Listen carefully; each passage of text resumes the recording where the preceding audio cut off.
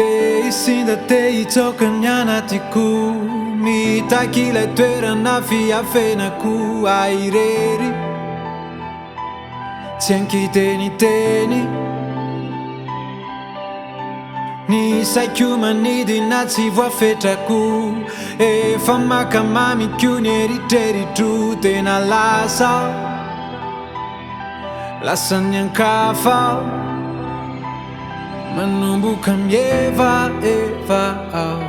mitsingevana ny alavitra efa mamindra mora ny tongotro efa natira efa lasa efa lasa efa lasa efa lasa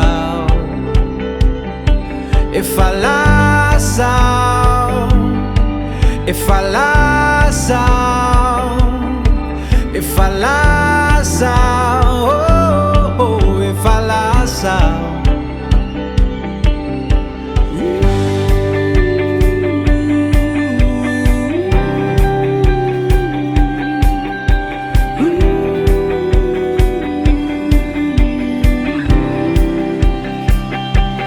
Napetrakwavoko nyantamavesatro tsy misy miazonay oentoritongotro mitsingevaevao mitsingevaevao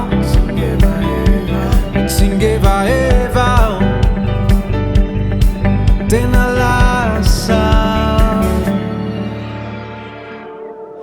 efa lasa efa lasa efa lasa efa lasa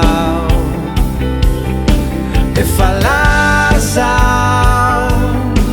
efa lasa efa lasa efa lasa efa lasa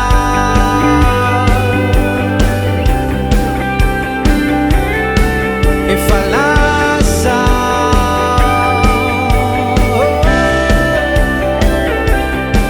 efa lasa